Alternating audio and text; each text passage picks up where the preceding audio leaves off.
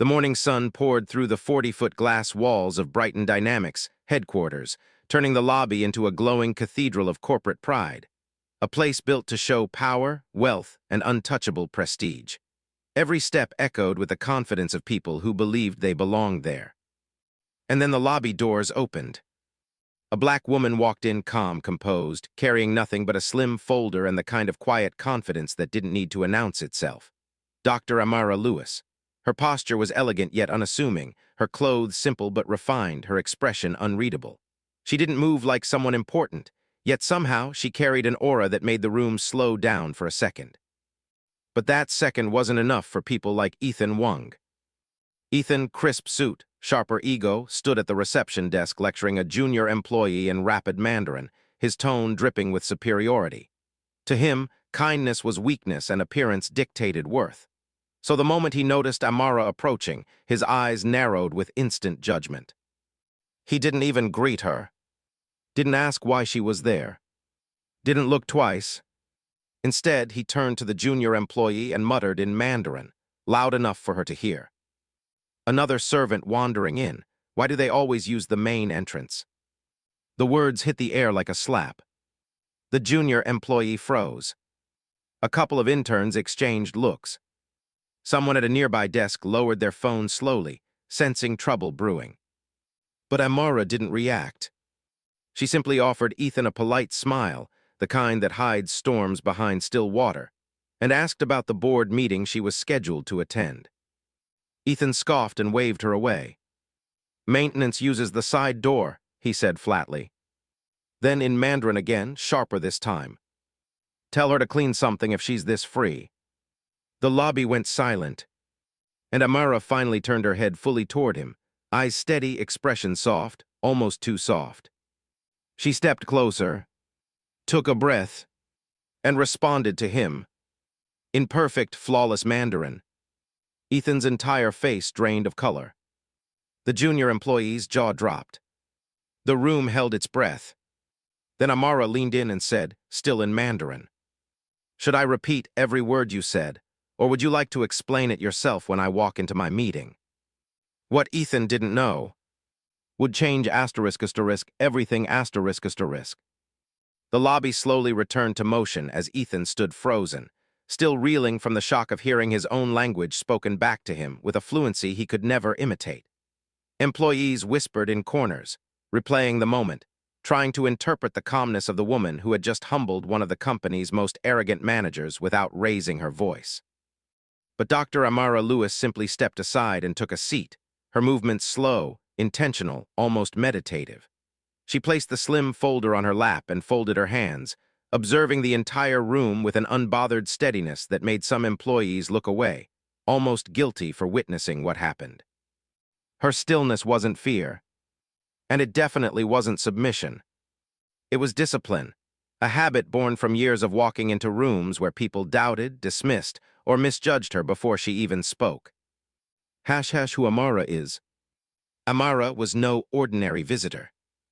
She was the CEO and founder of Myratech, a company so respected globally that even universities studied their bias-free AI models. But she didn't dress like a CEO competing for attention.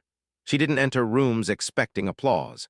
Her presence was quieter, sharper, the kind that made people realize her importance only after she began speaking. Brighton Dynamics, the very company whose lobby she was sitting in now, had spent the last 12 months burying public scandals, discriminatory hiring algorithms, leaked internal messages mocking minority users, and a global boycott that threatened their entire market. And Myratech was the only company capable of saving them. The board knew it. Shareholders knew it. Everyone except Ethan. Her emotional wound. Years ago, at an international tech summit in Tokyo, a security guard stopped her backstage. He insisted she had entered the wrong door. She tried telling him she was the keynote speaker, but he kept repeating that assistants were supposed to use a different entrance. 5 minutes later, the auditorium announcer introduced her. The guard's mouth fell open as she walked past him with the same faint, controlled smile she used on Ethan today. That event carved something deep into her. People judge what they think you are before they learn who you really are. It didn't make her bitter. It made her observant. Ethan Wung. Ethan, meanwhile, was pacing near the reception desk, whispering angrily into his phone. A man who relied on status, wealth, and family connections, he had risen through ranks not by merit but by reputation. He believed power belonged to those who looked powerful. Amara to him looked ordinary, and that alone made her invisible in his eyes. His emotional flaw wasn't just arrogance, it was entitlement. He believed that people were classes and he belonged at the top. His mistake wasn't insulting Amara. His mistake was assuming she mattered less. Social tension. What most employees didn't know was that Brighton Dynamics already had rumors circulating. Discriminatory managers. Microaggressions toward minority staff. Secret chats where certain executives joked about hiring the right kind of people. Amara had read everything before arriving. She wasn't only here for a meeting. She was here to decide whether the company was worth saving or exposing. The world around them. As employees moved around the lobby, a silent tension settled over them. They had seen managers get away with worse. They had seen interns cry quietly in bathrooms. They had seen opportunities handed out unevenly. So when they saw Ethan insult a black woman, assuming she was a servant, they didn't just see a moment. They saw a pattern, but none of them expected what happened next. That the woman Ethan mocked spoke Mandarin better than he did. That she understood every word. And that she wasn't someone he could bully into silence. Amara's goal. Amara wasn't here for revenge. She wasn't here to embarrass anyone. Her mission was simple. Evaluate the company, sign a partnership, or walk away forever. What she didn't expect was that a single man, in a single careless moment, would reveal exactly what kind of company Brighton Dynamics really was. The junior employee behind the desk kept glancing nervously between Amara and the elevator to the executive floor. She knew what time the board meeting started. She knew who was hosting it, and she knew exactly how bad things were about to get for Ethan. Because in 10 minutes, the elevator doors would open. And Ethan would learn the truth. Amara wasn't here to clean. She was here to lead. The clock above the reception desk ticked closer to 9, each second sharpening the tension in the lobby. The morning traffic of executives moved like a river around Amara, but despite the flow, she remained perfectly still, anchored, centered, composed. She looked like someone waiting with purpose, not someone waiting for permission. Ethan watched her from a distance, unease spreading across his face. He kept glancing at the elevator, then back at her, then at the employees watching him. His earlier confidence had evaporated. Now he wore the thin, brittle expression of a man who didn't know how much danger he was actually in. He walked over to the front desk and hissed at the junior employee. "Why is she still here? Didn't I tell you?" The employee lowered her voice so only he could hear. "She's on the visitor list for the executive board meeting." Ethan's heart thumped. For what purpose?" I don't know," she whispered, "but her name is highlighted, high security clearance." For the first time, genuine fear flickered in Ethan's eyes. He slowly turned his head to look at Amara, sitting with her hands folded, eyes calm, back straight, carrying herself with a quiet dignity that suddenly seemed threatening. It hit him piece by piece. What if she wasn't staff? What if she wasn't a visitor? What if she mattered to someone far above him? What if she had the power to report him, to expose him, to end him? But denial is easier than truth. He straightened his suit jacket, forced his voice steady, and muttered, "Even if she is attending, she can't be that important." Yet the uncertainty in his tone betrayed him. He was grasping, trying to rebuild a sense of superiority that was no longer there. The chairwoman arrives. The elevator opened with a soft ding. Every head turned as Chairwoman Ellen Pierce ***, a tall woman with silver-streaked hair and a presence that commanded absolute stillness, stepped out. She was known for her strict discipline, unemotional judgments, and relentless demand for accountability. She walked like she was measuring the very air, every movement controlled, deliberate. Ethan immediately straightened, smoothing his tie, preparing to greet her. But she didn't look at him. Her gaze shot straight to Amara. and softened. "Dr. Lewis," she said warmly as she approached, "I hope you weren't waiting long." A ripple spread through the lobby. Employees stiffened. Interns exchanged wide-eyed looks. Ethan's knees felt weak. Amara rose slowly, offering a respectful nod. "Not at all," she replied. "I arrived early." Chairwoman Pierce smiled, the kind of smile she had never offered Ethan or anyone below senior leadership. "I appreciate punctuality," she said. "Especially today, the board has been looking forward to your briefing." Briefing. Board. The words hit Ethan like a blow. Amara was not just attending the meeting. She was leading it. He instinctively opened his mouth to explain himself, to apologize, to say something, anything. But the chairwoman finally noticed him standing there and asked, "Ethan, why do you look pale?" He stuttered, I was just assisting with. Amara turned to him, her expression gentle but unreadable. "It's all right," she said quietly. "We can speak later." Ethan almost stopped breathing. "We can speak later." It wasn't a threat, but it wasn't mercy either. It was a promise, and it terrified him. The walk to the executive floor. Chairwoman Pierce escorted Amara toward the elevator, speaking with genuine warmth. "I reviewed your final proposal last night," she said. "MyraTech's framework is extraordinary. If the board approves, we'll be overhauling our entire global system with your model." Several executives passing by paused mid-step. They had heard of MyraTech, the mysterious rising company reshaping global AI ethics. But none of them had expected its founder to walk into their building in a simple navy dress, unaccompanied, without the typical entourage CEOs flaunted.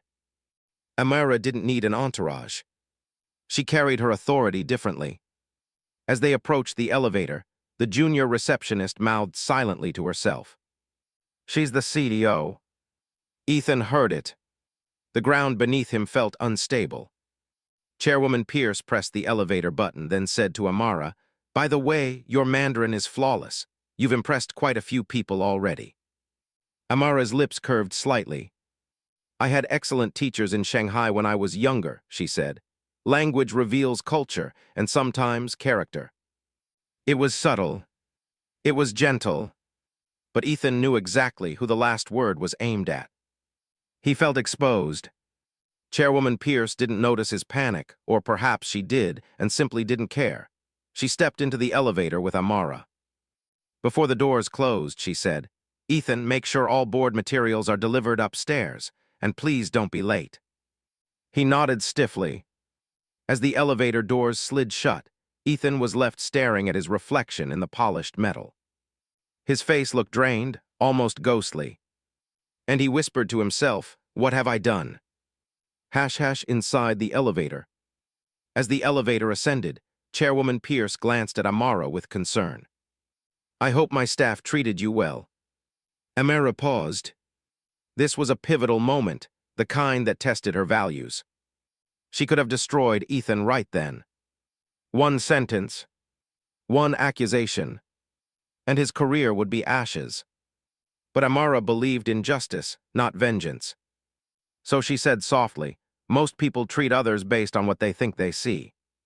Chairwoman Pierce frowned. "Did someone disrespect you?" Amara met her eyes. "Let's discuss that after the meeting," she said. "Once I've seen the culture you want me to help fix." It wasn't a complaint. It was a professional evaluation, calm, sharp, decisive. Chairwoman Pierce nodded slowly, understanding the weight behind the words. Ethan's desperation. Downstairs, Ethan rushed behind the reception desk, voice trembling. "Was that really the CEO of MyraTech? Are you sure?" The junior employee nodded. "It was her picture on the security briefing last night. You didn't read the memo." He felt dizzy. He had deleted the memo, assuming it wasn't important. 1,000 thoughts raced through his mind. Would she report him? Would she expose what he said? Would the board fire him? Would HR open an investigation? Would this ruin his entire career? And deeper, much deeper, a fear he didn't want to name. Had he become the kind of person he used to hate? He swallowed hard, almost nauseous. I need to fix this, he muttered. But it was already too late. The elevator dinged. And on the top floor, the real story was about to begin. Boardroom preparation. The executive floor was a different world. Floor-to-ceiling windows, modern art, polished marble floors. Assistants rushed around setting up screens, water pitchers, digital tablets, and presentation files. When Amara stepped out of the elevator, nearly every assistant paused to stare. She didn't look like the versions of CEOs they were used to. Loud, overconfident, performative, she looked focused, grounded, powerful in a way that didn't need to overpower anyone. Chairwoman Pierce whispered to her, "Some board members are skeptical, not of your work, but of partnering with an external company. They're afraid of losing control." Amara nodded. "I've dealt with that before." "And Ethan?" the chairwoman asked delicately. Amara inhaled slowly. "Let's see his behavior in the meeting. It will reveal everything." Then she walked into the boardroom, every step steady, intentional, quiet, but commanding. Ethan, still downstairs, had no idea that the meeting he was about to join would determine not only the future of Brighton Dynamics, but the future of his own conscience. And the truth about what he said in Mandarin was about to matter more than he ever imagined. The conference room air felt heavier the moment the door clicked shut behind Amara. Not loud, not dramatic, just a soft click, but it sealed her inside a world that didn't expect someone like her to lead it. Ethan hovered near the wall, arms folded so tightly it looked like he was bracing for an impact. His eyes never left her, not out of awe, out of fear and pride wrestling inside him, neither willing to admit defeat. Across the room, the senior leadership team gathered around a glossy oval table, the kind meant to represent unity but usually hosting everything except it. Folders clicked open, pens lined up, laptops awakened with a soft glow, everyone prepared to present something polished. Amara didn't open anything. She simply looked around, observing each face, the tension, the curiosity, the desperation they tried their best to hide. The first fracture. CEO Harold Brighton cleared his throat. A respectful gesture, an almost apologetic one. "Dr. Lewis," he began, adjusting his glasses nervously, "you've reviewed the situation with our AI discrimination case. Before we begin, I want to personally apologize for what happened downstairs." Every head turned toward Ethan. He stiffened. His throat bobbed in a nervous swallow. For the first time, he felt small in the room he dominated daily. Harold wasn't finished. "We value your time and your expertise. The behavior you experienced downstairs is not reflective of our leadership." Amara raised one eyebrow, not confrontational, just precise. "I appreciate the apology," she said, gentle but resolute. "However, the incident downstairs is reflective of your leadership. That's why I'm here." Silence cracked through the room like a slow rip in fabric. Ethan's panic.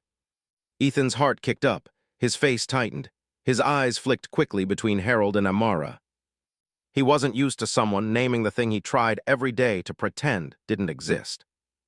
"Ma'am," he jumped in, stammering slightly, I didn't mean." Amara held up one calm hand. "I'm not here to discuss your intention," she said. "I'm here to assess the culture that allowed that intention to reach your tongue without hesitation." Harold's eyes widened slightly. The CFO sank lower in their chair. Someone's pen snapped in their hand. Amara continued, voice steady. "And Brighton Dynamics is weeks away from losing an entire federal contract because the audit revealed built-in bias in your core software." The room flinched at the truth. "And now," she added softly, "your hallway has shown me the source." The tension rises. Ethan couldn't stay quiet. "We're not racists," he said under his breath, almost to himself. Then louder. "This company has diversity programs, and we—" "Diversity programs," Amara repeated, "are decorative unless dignity is practiced." Ethan clenched his jaw, but he also shrank a little, as if each word peeled away a layer of the armor he hid behind. Harold interjected, trying to restore order. "Let's focus on the audit," he said calmly. "Dr. Lewis, please walk us through what you found." Amara tapped her tablet once, turning it dark. I'd rather start with what you found, she said. Tell me what your team believes the problem is. A few executives exchanged glances. The CTO spoke first. The algorithm miscategorizes darker-skinned users at a higher error rate, she said. But we're trying to understand whether it's a data issue or... It's a culture issue, Amara said instantly. Every head snapped her way. When the people who build the system don't see certain users as equal, the system only reflects that mindset. Ethan froze, because her eyes were on him. Not accusing, assessing.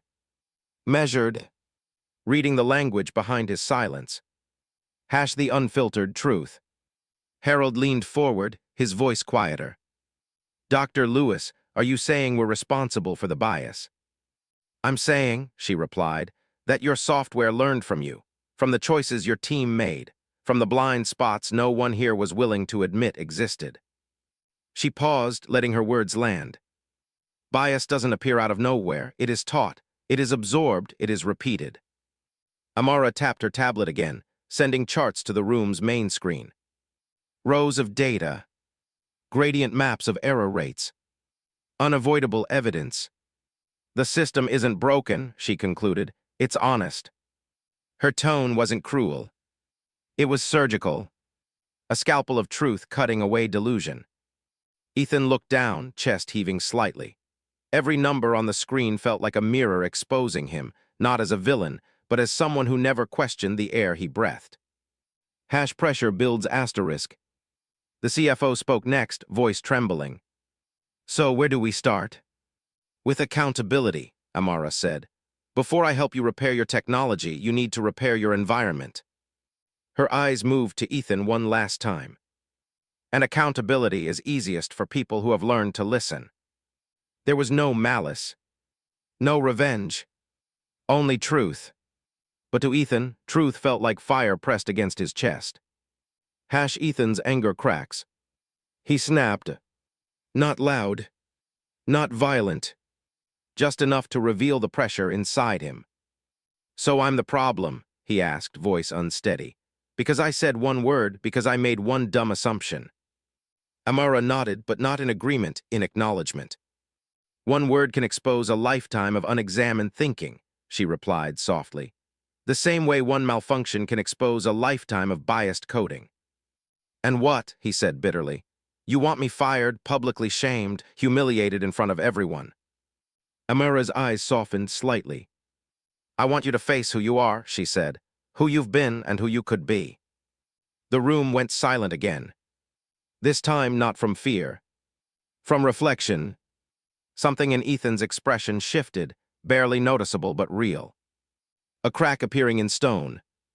The CEO's decision.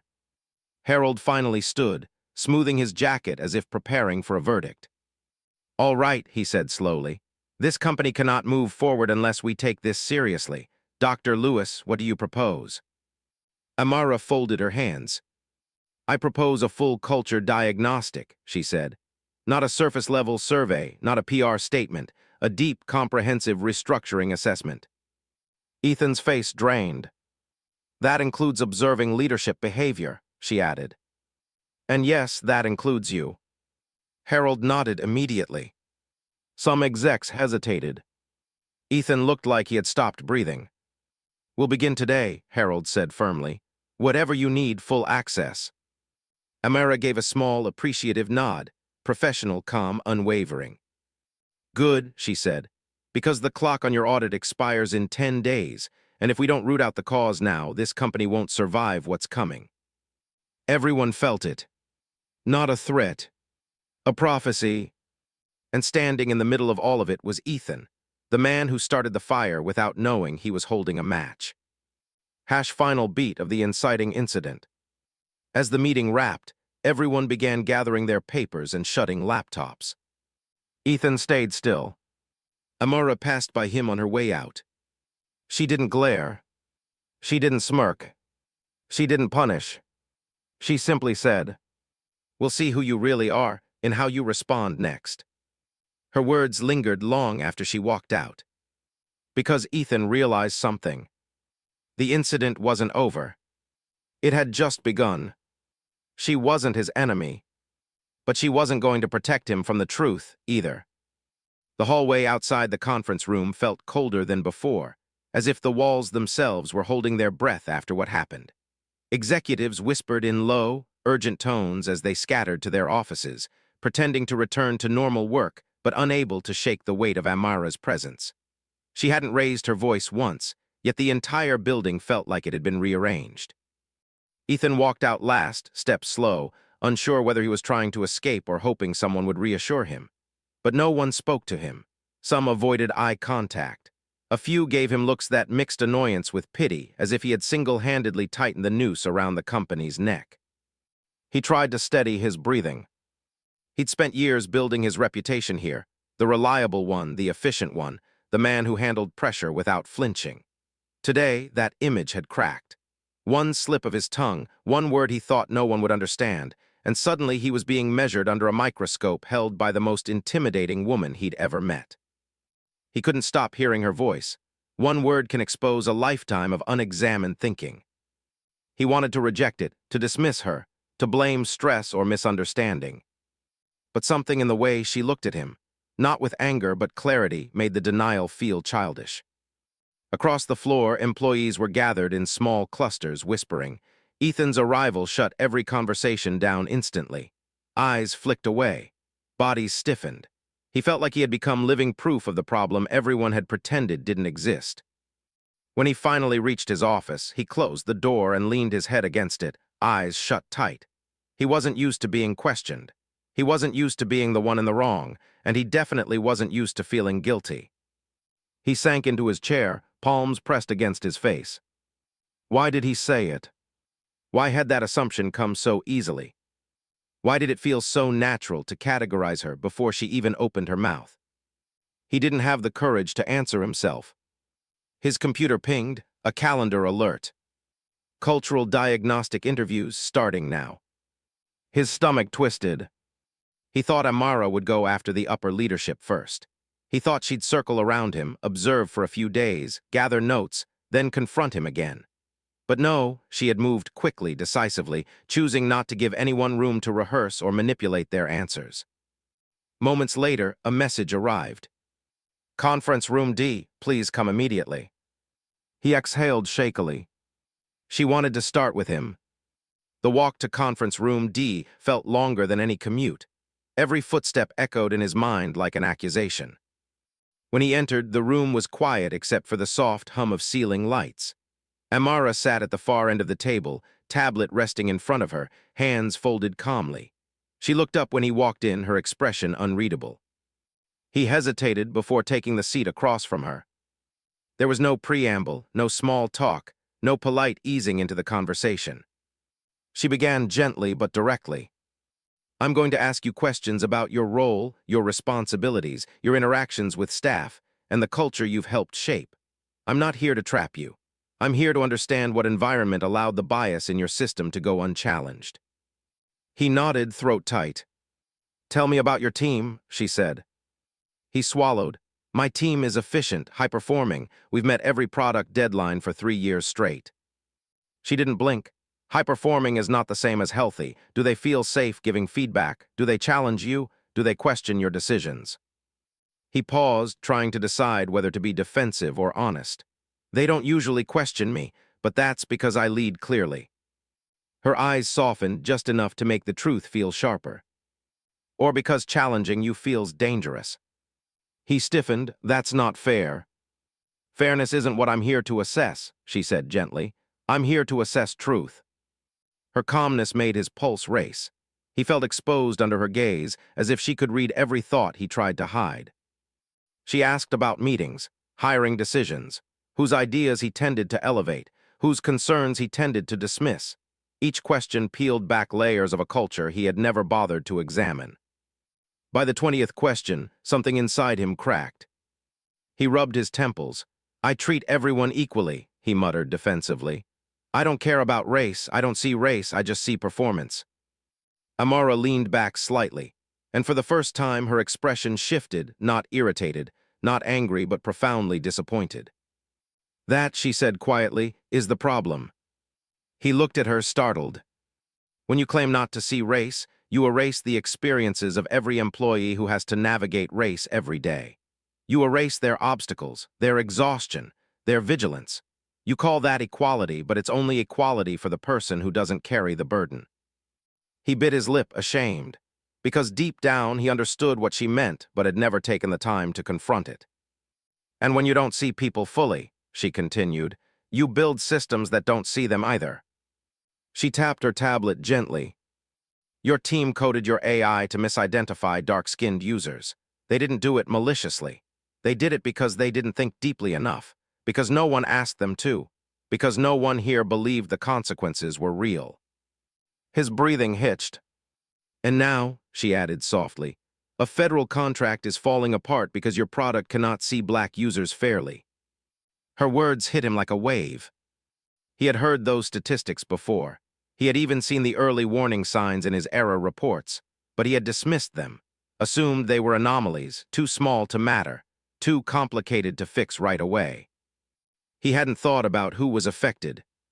He hadn't imagined their frustration, or their fear, or their exclusion. He had never connected the data to human beings. He felt the shame clawing up his throat. Amara watched him silently, studying whether he would try to escape the truth or finally face it. He didn't speak for a long moment. When he finally did, his voice was smaller. I didn't know, he whispered. Her response was devastatingly simple. You didn't want to know. Those words stayed in the air, heavy and unmovable. It wasn't condemnation. It wasn't cruelty. It was reality. A reality he had spent years avoiding. Ethan looked down at the table, fingers trembling slightly. For the first time, he didn't feel attacked. He felt revealed. And somewhere inside him, something began to shift. Not fully, not clearly, but undeniably.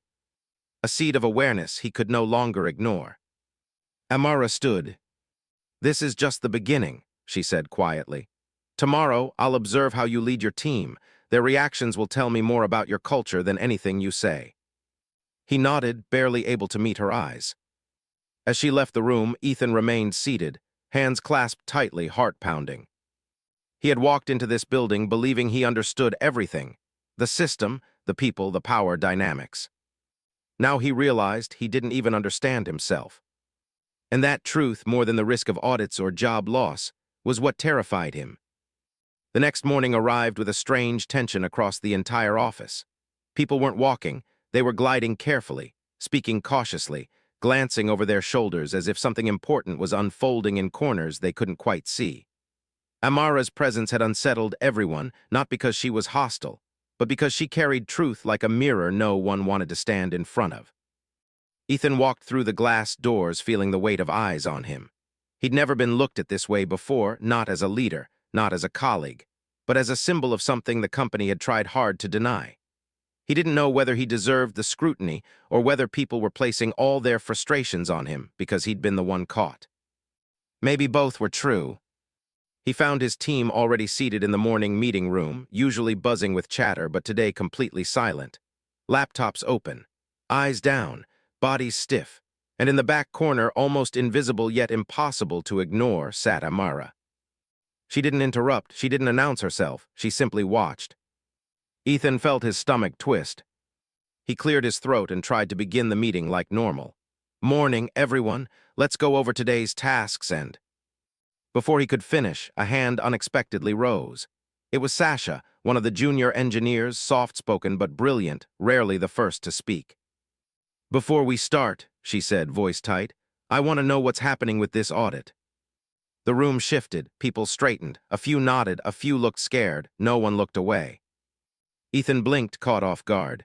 We are cooperating with Dr. Lewis. She's helping us. She's helping us, Sasha repeated, eyebrows lifting. Or she's uncovering things we all knew were happening. A cold silence thickened the air. He opened his mouth but couldn't find the right words. Sasha continued, voice becoming steadier. My features were misread by our facial model 7 times last month. 7. I filed error reports. I asked for review. Nothing happened. The color drained from Ethan's face. He remembered those reports. He had marked them low priority. He had assumed user error. He had been wrong. Another engineer, Marcus, spoke next. He was usually cheerful, the one who cracked jokes to break tension, but today his expression was flat. And it wasn't just her. The model fails on darker tones more often. We've known that for months. But every time one of us brought it up, we were told the same thing: focus on the next deadline. The words hit Ethan like a punch. He felt the room closing in, shrinking around him. Amara didn't say a word. She didn't need to. The truth was rolling out on its own. Sasha leaned forward. Do you know what it felt like to test a product that couldn't even see you, to have to smile through it because you didn't want to seem difficult, because you didn't want to make everything about race? Ethan's palms grew damp. He looked around. Faces he thought he knew suddenly felt distant. Their pain wasn't new, but he was only seeing it now. He cleared his throat, voice shaking slightly. I didn't realize. Marcus cut him off gently. That's the point. You didn't realize, you didn't ask, you didn't listen. The shame burned through Ethan's chest. He wanted to apologize, truly apologize, but the words stuck. Apologies from people like him often sounded like excuses or fear or PR. He didn't want to offer anything hollow. Amara finally spoke, her voice soft. What you're hearing now is not accusation, it's release. Everyone turned to her. These concerns didn't appear this week, she continued. Your silence simply gave them a place to hide. Sasha nodded. We're tired of hiding. Another engineer, Jordan, lifted their hand. Can we talk about the promotion cycle too? Every year, people of color get told they need more time or aren't quite ready. Meanwhile, others move up with half the work. Ethan felt himself shrink. He remembered those conversations. He remembered signing off without looking deeper. He remembered trusting the system. He hadn't realized the system trusted him, and only him, to define readiness. The truth was painful, but it was real. Amara's gaze drifted back to Ethan. Leadership sets the tone. When a leader avoids uncomfortable conversations, the entire team learns avoidance. When a leader prioritizes output over fairness, the team learns that some concerns are invisible. He swallowed hard. I didn't know how deep it ran.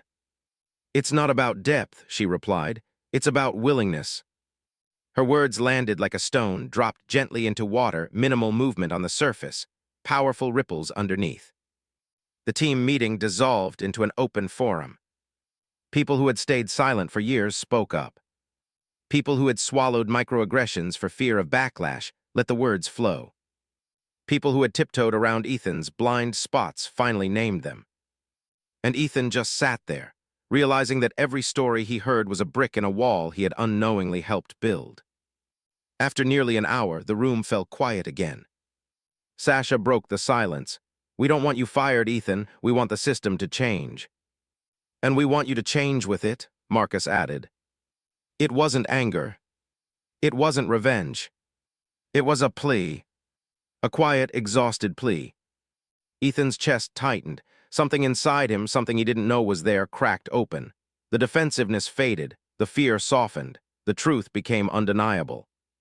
I hear you, he said finally, voice low but sincere. I hear all of you.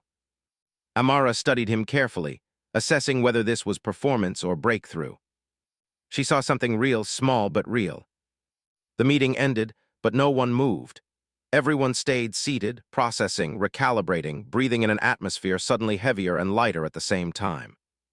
Ethan stood slowly. His legs felt unsteady. Amara approached him quietly as the team filtered out. You handled that better than I expected, she said, not as praise, not as comfort, but as observation. He exhaled shakily. It was hard. It was necessary. He nodded. I didn't know how much they were holding in. You weren't listening for it, she said. He didn't argue. She continued, tomorrow, I want you to join my round table session with the entire engineering department. You need to hear what they've been carrying. He hesitated. Will it be like this? Truth always is. He nodded again, slower this time. As she began walking away, he called softly, Why are you pushing so hard? You could have just fixed the software. She turned, meeting his eyes with a calm intensity. Because fixing the software doesn't fix the people who built it. Her words settled deep in his mind. And for the first time in a long time, Ethan understood that change wasn't something that happened around him. It had to happen in him. The auditorium lights were dimmed to a warm glow, casting soft shadows across the room as nearly 100 engineers filed in. Some tense, some hopeful, others simply tired of carrying years of unspoken frustration. The air felt dense, charged with anticipation, as if everyone sensed that today would not be another routine meeting. Today, something deeper was about to surface. Ethan stood near the back, hands clasped so tightly they shook.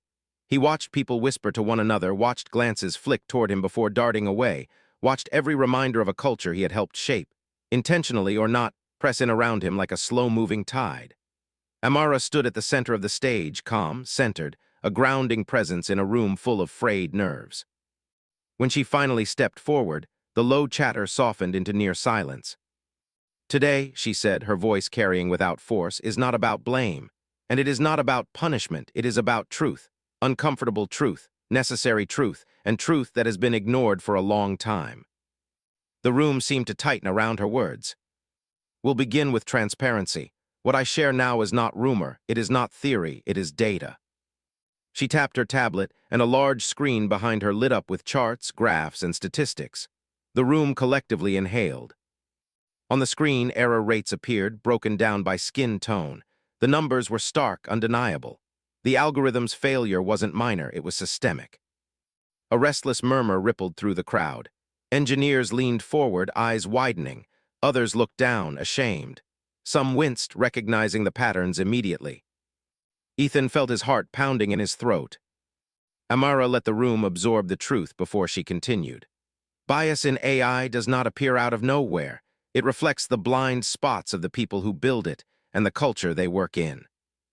A heavy silence followed. She paused before adding, "A culture that has avoided certain conversations. A culture where some voices felt too small to be heard. A culture afraid to be honest." Her gaze shifted toward Ethan. Not accusing, not hostile, but unmistakably direct. He swallowed hard. Before he could speak, a hand rose from the front row. It was Sasha, sitting straighter than before, determination etched across her face.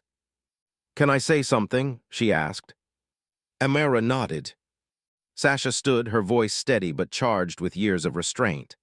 "I love what I do, but every time our product failed on my face, I felt like I was being erased in my own workplace. I reported it, I flagged it, but it kept getting pushed down the queue." Ethan felt the guilt twist deeper. Another voice rose, Marcus.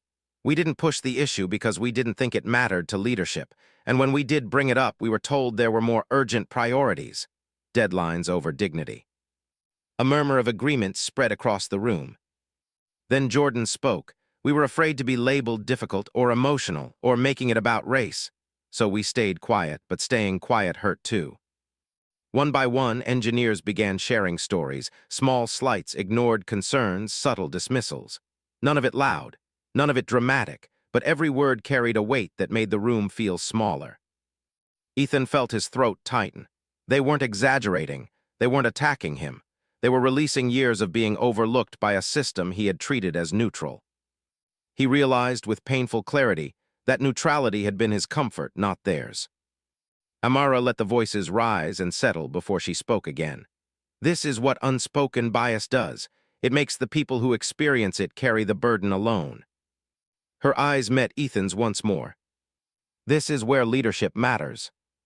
The room shifted as nearly every head turned toward him. He had never felt more exposed. Amara stepped aside to give him the floor. "Ethan, would you like to respond?" His legs felt heavy as he walked to the center. For a moment, he couldn't speak, not because he didn't know what to say, but because he finally understood the cost of saying nothing for so long. When he did speak, his voice was quiet. "I failed you." The room froze. He inhaled shakily. "I didn't listen, not because I didn't care, but because I convinced myself that the issues weren't urgent. I convinced myself that fairness was automatic. I convinced myself that if I wasn't actively hurting anyone, then nothing was wrong." Everyone watched him, waiting. "I thought my intention mattered more than my impact. I thought treating everyone the same meant I was doing my job. But I was wrong. I didn't ask the right questions. I didn't look at the data with the right lens. I didn't examine my own assumptions. His gaze swept across the room, meeting eyes that once saw him as confident, now seeing him as human. And most importantly, he continued, voice thick, I didn't recognize my own privilege, the privilege of moving through this workspace without ever questioning whether the tools we built reflected my face but not yours. The room remained silent, but something in the silence shifted, listening, not judging. Ethan exhaled shakily. When I made that comment in the lobby, when I assumed Dr. Lewis was someone she wasn't, I revealed something I didn't want to see in myself, a bias I assumed I didn't have. And I'm sorry, not because I got caught, but because it exposed a blind spot that clearly affected more than just a moment in the lobby. It affected all of you. A few engineers exchanged glances, not forgiving yet, but acknowledging the sincerity. I can't change what I did, he said, but I can change what I do next. Amara stepped forward slightly, studying him with a steadiness that almost felt protective. Then show them. He nodded. She handed him a tablet. Tell them what's on this. He looked down. It was a complete redesign blueprint. A plan for restructuring the engineering workflow, rewriting the facial recognition model from scratch, assigning dedicated bias review teams, implementing anonymous reporting channels, and providing paid time for the team to engage in real diversity training. Not performative seminars, but deep cultural competency work. He looked up stunned. You made this. I guided it, she said, but your team built it. They were just waiting for leadership to value it. He turned to the crowd. This is the new future of our work, not later, not someday, starting now. The room stirred. Some nodded.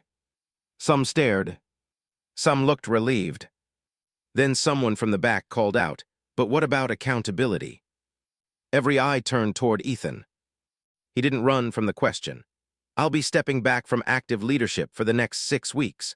I'll undergo the same cultural competency training I'm requiring from the team, and all promotion cycles I oversaw will be reevaluated by an independent panel. Shock rippled across the room. He continued, if the panel finds that my decisions unfairly affected anyone, those records will be corrected immediately. He paused, heart pounding. I'm not asking for forgiveness, I'm asking for the chance to be better. The silence that followed wasn't cold. It was thoughtful. Amara stepped beside him. Growth begins where ego ends. Ethan lowered his head, humbled. Then something unexpected happened. Sasha stood again. She looked at him long and hard, then gave a small nod, not absolution, not full acceptance, but recognition that he was genuinely beginning to change. One by one, others nodded too. Not because the pain was gone, not because trust had fully returned, but because the shift had begun. Amara took the stage once more.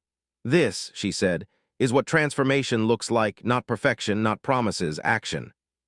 She looked around the room, her voice soft but powerful. And this is not the end, this is the turning point. The auditorium exhaled collectively, as if releasing years of held breath. The climax wasn't about a confrontation. It wasn't about humiliation. It was about revelation. About truth spoken. About responsibility claimed. And about a company taking its first real step toward becoming what it always claimed to be. A place where everyone was seen. Everyone was valued.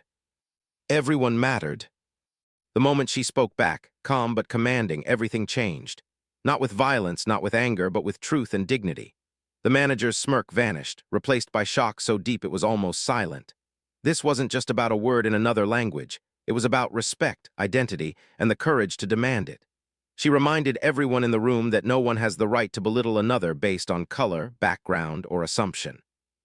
Her story became more than a single confrontation. It became a mirror for workplaces everywhere, a lesson that prejudice often hides in casual tones and unspoken assumptions. Every glance, every whispered comment, every little joke carries weight. She turned the tables not with revenge but with unwavering professionalism and intelligence, proving that true power lies in standing tall, even when the world tries to shrink you. For anyone watching, this is a call to reflection. Challenge subtle injustices, protect your dignity, and never underestimate the impact of speaking your truth. What she did wasn't loud. it was unforgettable. It was a lesson that ripples beyond the walls of one office, reaching anyone who has ever been dismissed or underestimated because of the color of their skin. If this story touched you, share it with someone who needs to see that strength isn't measured by volume or anger, but by the courage to respond with truth and self-respect. Let it inspire courage, demand equality, and remind the world that prejudice meets its match when dignity speaks. Never forget, one voice, one stand, one truth can change everything. This is more than a story. It's a blueprint for justice, resilience, and the quiet power of unwavering self-respect.